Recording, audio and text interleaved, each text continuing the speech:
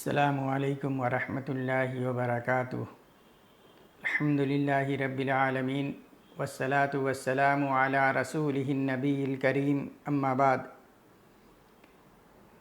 آج کے اس درس میں باتیں ہوں گی کہ کچھ لوگ نبی صلی اللہ علیہ وسلم سے اس قدر محبت کا دعویٰ کرتے ہیں کہ آپ کا برتھ ڈے اور آپ کو عالم الغیب ثابت کرتے ہیں محبت کی وجہ سے، حالانکہ یہ درست نہیں ہے۔ اس تعلق سے کچھ باتیں آ چکی ہیں، آج کچھ باتیں انشاءاللہ آئیں گی۔ تو حضرت عائشہ صدیقہ رضی اللہ عنہا، جو بخاری کی حدیث ہے، آپ فرماتی ہیں کہ جو آدمی نبی صلی اللہ علیہ وسلم کے بارے میں یہ کہے کہ آپ صلی اللہ علیہ وسلم عالم الغیب تھے تو وہ آدمی اپنے قول میں جھوٹا ہے۔ اور اس کے بعد حضرت عائشہ صدیقہ رضی اللہ عنہا نے سورہ لقمان کی ایک آیت کا ایک ٹکڑا پڑھا، وہ یہ کہ وَمَا تَدْرِي نَفْسٌ مَاذَا تَكْسِبُ غَدًا، جس میں اللہ رب العالمین نے یہ فرمایا ہے کہ کوئی نفس نہیں جانتا ہے کہ وہ آئندہ کل کیا کمائے گا۔ کسی بھی نفس کو آئندہ کل کے بارے میں کوئی خبر نہیں ہے، کوئی نہیں جانتا ہے۔ اس کے بعد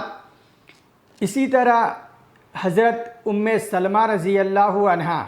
وہ بیان فرماتی ہیں نبی صلی اللہ علیہ وسلم کی ایک حدیث کو، جسے امام ابو داؤد علیہ الرحمہ نے ابو داؤد شریف کے اندر نقل کیا ہے۔ وہ فرماتی ہیں کہ نبی صلی اللہ علیہ وسلم نے یہ فرمایا کہ میں صرف ایک انسان ہوں اور لوگ اپنا معاملہ، اپنا جھگڑے کو لے کر کے میرے پاس آتے ہیں اور میں ان کی بات کو سنتا ہوں، تو ان دونوں میں سے ایک جو ہوتا ہے وہ بڑا فصیح اللسان اور چرب زبان ہوتا ہے، اس کی بات میں بڑی فصاحت ہوتی ہے، تو میں اسے سن کر کے اس کے حق میں فیصلہ کر دیتا ہوں۔ لیکن یہ بات یاد رہے کہ جس کے حق میں میں فیصلہ کروں اور وہ چیز اس کا نہیں ہے بلکہ اس کے بھائی کا ہے، تو وہ آدمی اس سے کچھ نہ لے، کیونکہ میں اس کے لیے جہنم کا ایک ٹکڑا دے رہا ہوں۔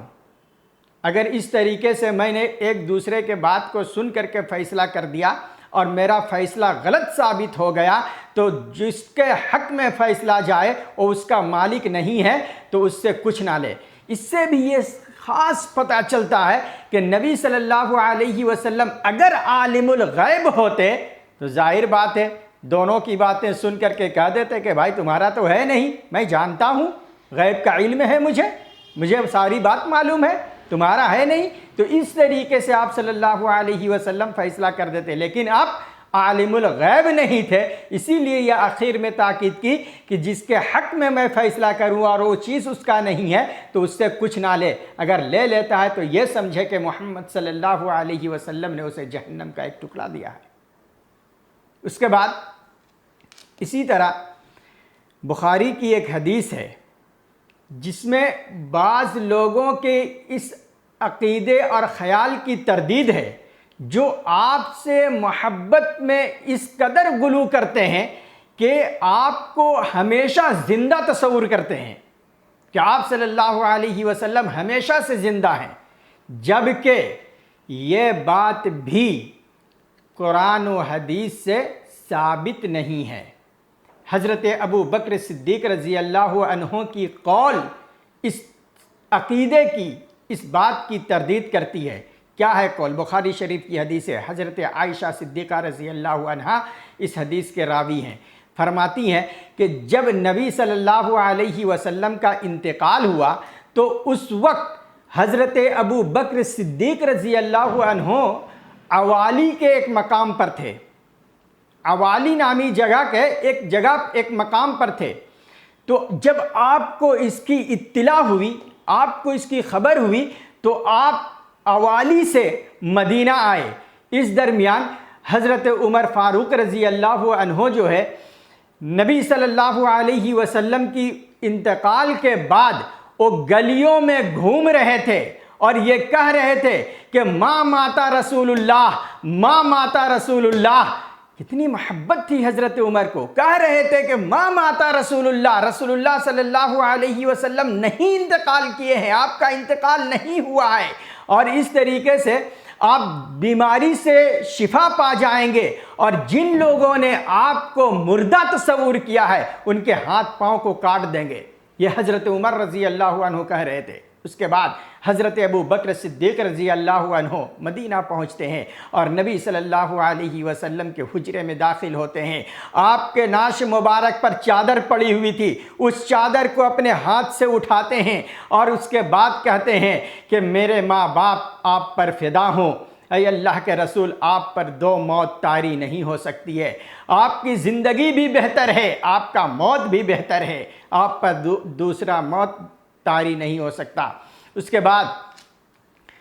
حضرت ابو بکر صدیق رضی اللہ عنہ صحابہ کرام کی اس حالت کو دیکھا، صحابہ کرام کی اس کیفیت کو دیکھا کہ آپ کے انتقال کے بعد ان کے ہوش و حواس درست نہیں ہے، تو کہا کہ سارے کو مسجد میں اکٹھا کرو۔ سب کے سب مسجد میں جمع ہوئے تو حضرت ابو بکر صدیق رضی اللہ عنہ نے قرآن مجید کی دو آیت کریمہ کی تلاوت کی۔ ایک سورہ زمر کی، کہا کہ انکا میتون و انہم میتون، کہ اے لوگو اللہ نے یہ آیت نازل کر دی تھی کہ اے نبی آپ بھی مرنے والے ہیں، انکا میتون و انہم میتون، اور وہ لوگ بھی جو آپ کے در پہ ہیں وہ سب بھی مرنے والے ہیں۔ اس کے بعد کہا کہ وما محمد الا رسول قد خلت من قبلہ الرسل افإن مات او قتل انقلبتم على اعقابکم ومن ينقلب على عقبیہ فلن یضر اللہ شیئا وسیجزی اللہ الشاکرین، جس کا معنی یہ ہے وما محمد الا رسول، محمد صلی اللہ علیہ وسلم صرف ایک رسول ہیں، ایک رسول تھے، اور آپ سے پہلے بھی بہت سارے رسول آئے اور چلے گئے، تو اے لوگو کیا آپ مر جائیں یا آپ کو شہید کر دیا جائے تو تم لوگ الٹے پاؤں دین اسلام سے پھر جاؤ گے؟ اگر تم الٹے پاؤں دین اسلام سے پھر جاؤ گے تو جان لو فلن یضر اللہ شیئا، اللہ کو کچھ بھی نہیں بگاڑ سکتے، وسیجزی اللہ الشاکرین، اور ان قریب اللہ شکر گزار بندوں کا اس کا بدلہ دے گا۔ یہ اس آیت کا ترجمہ۔ اس کے بعد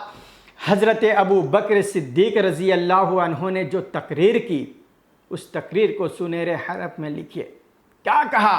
کہ من کان منکم یعبد محمدا فإن محمدا قد مات، اے لوگو سن لو، تم میں کا جو محمد صلی اللہ علیہ وسلم کی عبادت کرتا تھا، جو محمد کو پوچھتا تھا، وہ جان لے فإن محمدا قد مات، محمد صلی اللہ علیہ وسلم انتقال کر چکے ہیں، قد مات، آپ مر چکے ہیں۔ ومن کان منکم یعبد اللہ، اور اے لوگو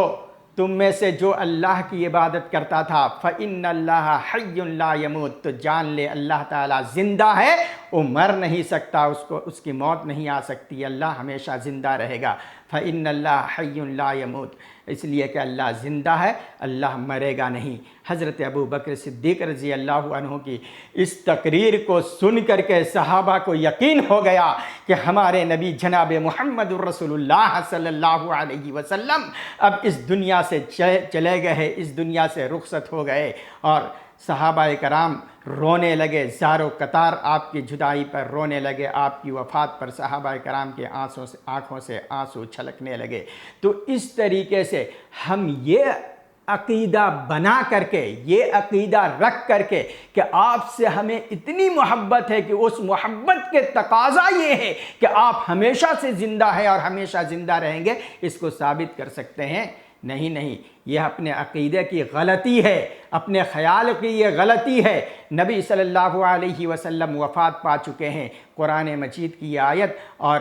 یا احادیث شریفہ اس بات کی گواہی دیتی ہے کہ نبی صلی اللہ علیہ وسلم اس دنیا میں اب موجود نہیں ہے، آپ کا انتقال ہو چکا ہے۔ تو محبت بھی ہو، محبت ہی کے دائرے میں رہے، محبت میں حد سے تجاوز کر کے ایسے ایسے عقیدے کو گھڑ لینا اور ایسے ایسے عقیدے کو رائج کر لینا اور اسے سمجھنا کہ یہ صحیح ہے، تو انتہائی آدمی کے لیے غلط ہے۔ اس لیے کہ اللہ رب العالمین نبی صلی اللہ علیہ وسلم کو وفات دے دیا ہے، آپ اس دنیا سے رخصت ہو چکے ہیں۔ اللہ رب العالمین سے دعا ہے کہ اللہ تعالی ہمیں دین اسلام کی صحیح سمجھ عطا فرمائے، آمین۔